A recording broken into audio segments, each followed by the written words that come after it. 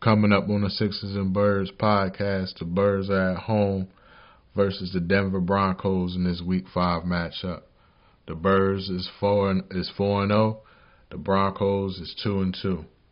But before I dive in to this game breakdown, injuries, and my keys to the game for the Birds to win, I want y'all to drop that score prediction in the box down below. Who y'all got, the Birds or the Broncos? I'm your host, AD. Let's get it. We stand tall, we tuned in tonight. This is Sixers and Birds channel, keep it tight. Strictly my thoughts, no mask, no disguise. From the wells to the link, watch the city rise. And beat in the paint, that's a heavyweight move. Maxi in the lane with the speed to prove. Hurts calling plays, steady running the show. AJ on the line, yeah, you already know. Slim Reaper flying, hands sharp on the ball. 2-1-5 love, yeah, we repping it all.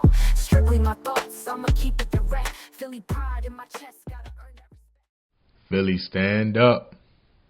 You already know how we rock. No fluff, no filters, just real talk from a true Philly fan. I'm AD, and today we breaking down the Eagles and the Broncos. Big matchup, big stage. The Broncos coming in battle tested. The Birds trying to stay perfect at home. Let's roll it. Going back to the last time the Birds and the Broncos met, back in Mile High in that 21 season, the Birds walked away with a 30-13 victory. Big play Slay had an 83-yard scoop and score on a fumble recovery, and my man Smitty had 2 tugs. In the head-to-head history, the Birds lead the series 9-5. But when these two teams meet at the link on Sunday, it won't be that 21 version of Denver. This is a difficult fight, different team. The Broncos are coming in off of a dominant 28-3 victory over the Cincinnati Bengals. The Broncos defense has been aggressive this season with 15 sacks through 4 games. Let's look at what these two teams did last week to give a snapshot going into this game. Denver absolutely handled business to beat the brakes off the Bengals in a dominant performance. Bo Nix went off, going 29 of 42 passing on 326 yards and 2 touchdowns. The Broncos outgained the Bengals 512 to 159 total yards. On the ground, J.K. Dobbins ran for 101 yards on 16 carries. The defense suffocated the Bengals, so they feeling pretty good coming off that win. The Birds, they won, but it wasn't perfect, allowing a lot of yards. Tampa put up 445 total yards while controlling the time of possession. The Birds' run defense remained a strength, but their passing game still a little shaky. AJ and Smitty both combined for 4 catches for 36 yards. The Eagles are ranked 31st in passing offense. Defensively, the young guys got after in this game. Q has been locking down receivers in coverage, allowing minimal separation. And Jahad Campbell got his first pick in that red zone, and that changed the game. Last week against the Bengals, the Broncos offense showed balance, explosiveness, and confidence versus the Bengals defense. 326 passing yards and 100-plus rushing yards. They look dangerous when both phases are clicking. The Birds' offense still look inconsistent, especially through the air. The run game looks okay but need bigger pop. The Birds are going to need to find a balance between the run and the pass so that one can open up the other. The defense has been a little shaky up front, allowing quarterbacks and running backs to gash them for yards. But they still make tight coverage plays when needed. And that secondary has young playmakers stepping up with Q and DeJean and Akuba.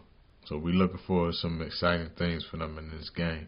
This matchup is going to come down to which offense can execute under duress and which defense can force the other team to make a mistake. Let's talk about who's dinged up in this injury report. Linebacker Nakobe Dean ruled out with a knee injury.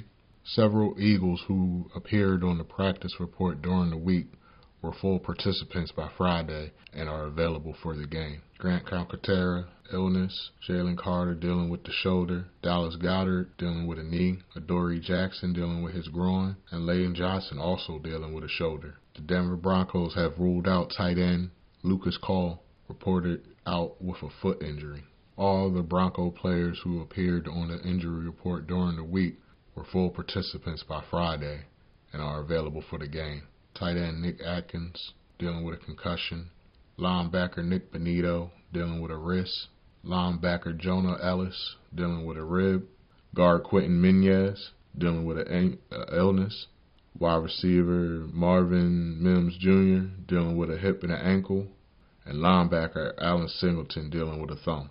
These injuries are going to matter. The Birds are losing edge presence up front, and the Broncos is missing some midfield defenders. Depth will be the test for both teams. Now it's time for my keys of the game. The key to the offense, number one key, consistent offense execution. While the Eagles are winning, they must become more consistent, particularly in the passing game. And we talked about this. And we've been talking about this with their passing game.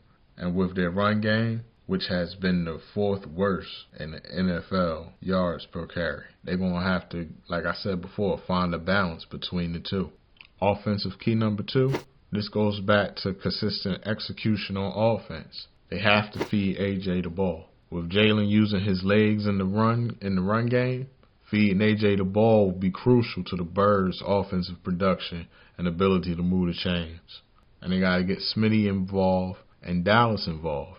They just got to find a way to get these guys the ball. Offensive key number three, the Birds must maintain turnover discipline. The Birds' ability to win games is tied to their turnover ratio. So avoiding turnovers will remain a crucial key to victory against the Broncos.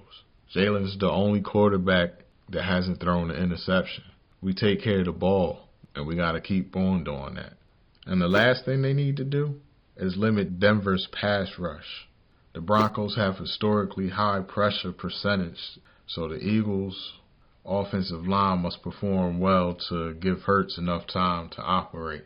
I don't know if it's because Landon's hurt or playing hurt or whatever the case may be, but the offensive line just looks like they're missing a step. So hopefully they can get in sync.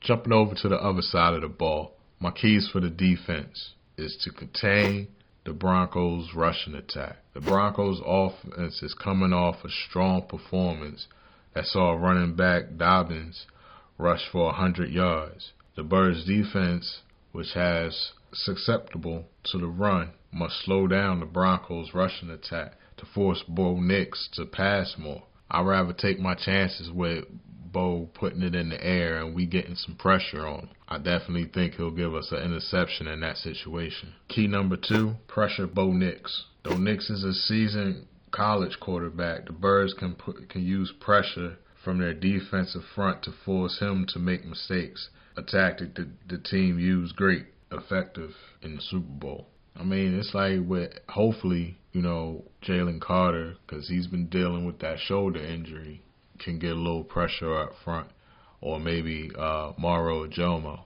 So hopefully we can get some pressure up front. Defensive key number three, the Birds' D must win the turnover battle. With both offenses having shown struggles, the Birds' defense can turn the tide of the game by forcing turnovers and creating short field advantages for the offense, which would then help the offense be more efficient or more consistent in executing the offense when you got a short field. And my last key for the defense is to exploit the Broncos' inconsistencies.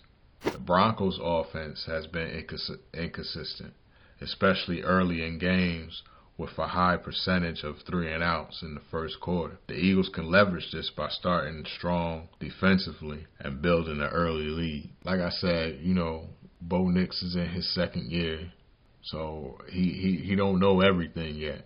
We get a little pressure on him, mix up the coverages and the looks, we can get him flustered and we can get after him. All right, y'all, who y'all got? It's time to drop that score prediction. I got to stay honest, though. I think with the home crowd and that Birds D, we'll come out on top with the Birds winning 31-24. The Birds defense bends, but it'll hold late. Y'all let me know what y'all think in that comment box. Who y'all got? That's what I see heading into the Eagles versus Broncos. Big matchup, big test for the Birds. Birds want to stay perfect at home. Denver wants to prove they belong. We're going to see who comes out on top. Don't forget to hit that like button. Turn on your notifications. Thanks for making my podcast a part of your day. Philly, stand up. You already know. Go Birds. We stand tall, we tuned in tonight. This the Sixers and Birds channel, keep it tight.